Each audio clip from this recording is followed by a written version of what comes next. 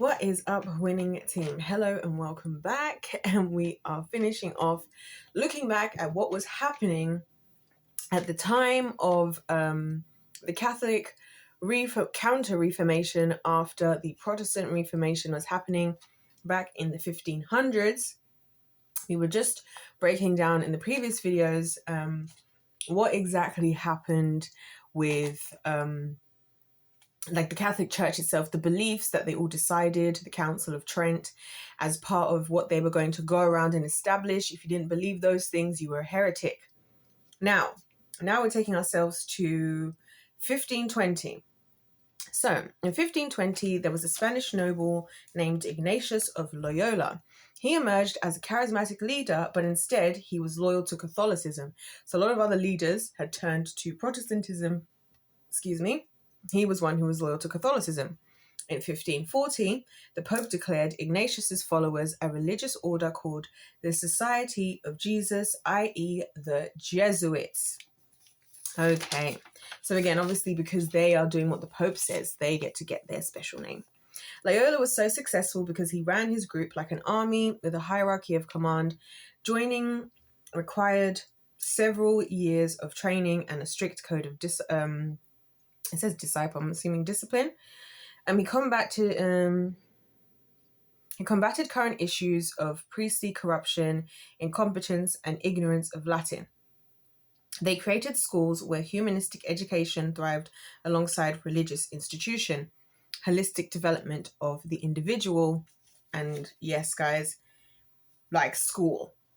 So they had these places that were like schools where you learned how to do things in life. As I'm saying, everything has an origin and everybody had a reason they were doing it. And here, that was to share the religious ideals, how they're supposed to live, how you're supposed to live life. Literally, they created schools. So the origin of Catholic schools, you could say. Jesuits reformed Catholicism in Europe and then took it globally. So this is a bit I was telling you about, like, where did our structure of education systems actually come from? Well, these people took themselves all over the place, particularly like how it spread in Europe. It was these peeps right here. They made Catholicism a worldwide religion, reaching India, Africa, Japan, and the New World. You guys don't have a problem with the world, the New World, because it's just new to you. It existed. But anyway, Jesuits had two gods. One converted souls and had two gods. They had two goals. One was to convert souls, and two was to shape the way young people learn and thus their perspective. So literally, this is what I'm saying. The more demonic side of the two arguments between Catholicism and Protestantism, they're the ones who are going around creating the schools. They're the ones who want to influence the youth. This was happening 500 years ago. 500 years ago. This is what brought us to where we are today. Let's indoctrinate. I can't make this stuff up. If I tried, I wasn't there.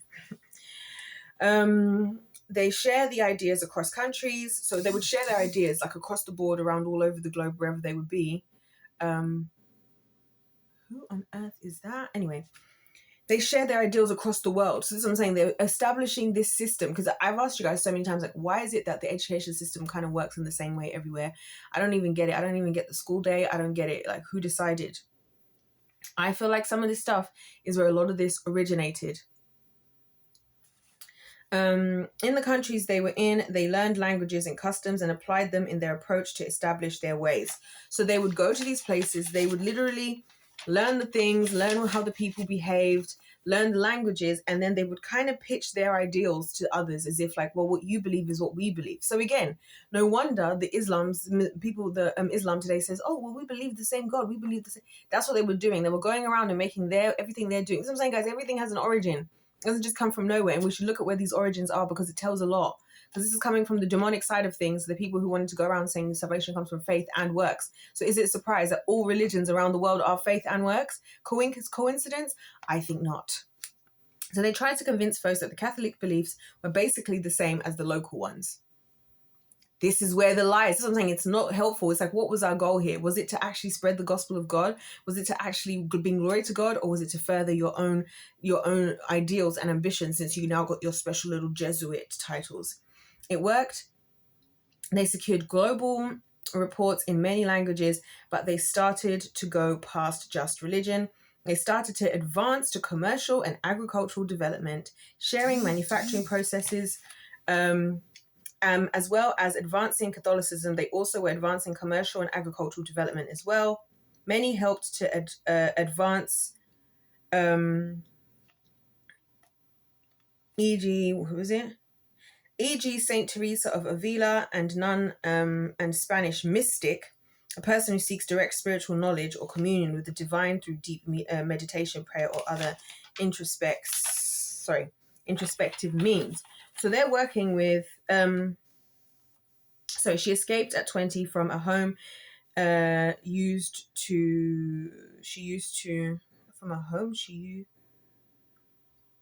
She was a Carmelite order of nuns where she took on the Carmelite order of nuns where she took she's one of the Jesuits, okay, where she took on practices of Jesuits due to feeling like she didn't want to indulge in the superficial luxuries of the other nuns, where she became strict. This included self-flagellation, so we'll come to that in a second.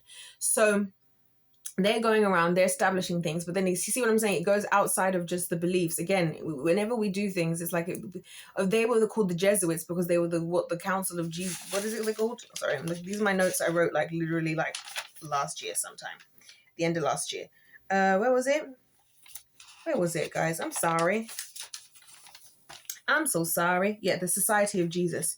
What's Jesus got to do with any of this, right? So now they're going around, they're sharing all their stuff, they're doing all these things, yada, yada, yada.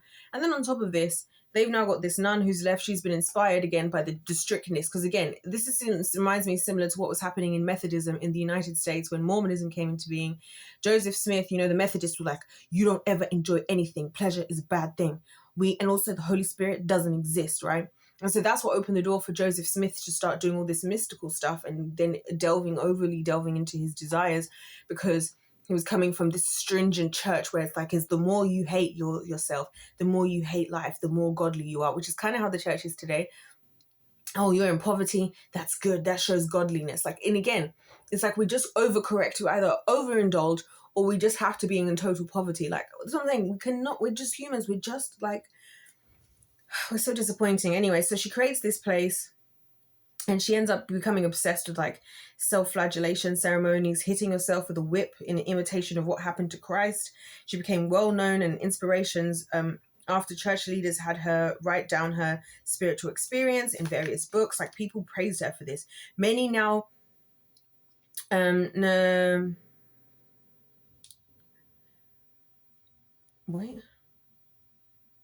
What?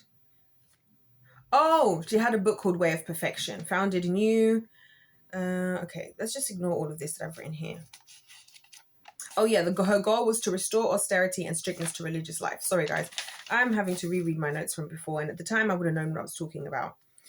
So anyways, back to the Council of Trent. They issued a statement that art needs to connect with ordinary people in order to strike emotions of the awe and power and majesty. Hence, a lot of the artwork and a lot of the religious areas, e.g. St. Peter's Basilica, which is obviously the one that's inside the Vatican City, but you guys saw we went to I can't remember whose basilica we went to when I was in Rome.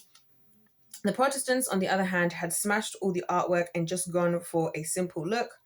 Smashed statues of saints and Holy Family. So again, the Catholics are the ones who have the reason all these things we're seeing. You see, when I'm going to, and I went to that actual Saint Basilica thing that was there from the 3rd century when all this stuff was going down. So I'm saying it's insane, the world we're living in. Oh my gosh. Okay, thank you. It's insane, the world we're living in. It's all a result of this. You see what I'm saying? You see what I'm saying? We were right there. I was right in the Basilica from the 3rd century where they were doing this. And you see how I was getting annoyed about the artwork in there and all the saints everywhere and all Jesus always looking sad. This is the work these people were commissioning. This is what I'm talking about. All this are part of a new art style called Baroque. People started to use art as a form of expression. Again, form of expression. Look where we are now. Look at how art is being used now by the Kingdom of Darkness. Nothing ever changes. People started to take to art to express thoughts and opinions and some of the major issues of the human existence. The upheavals were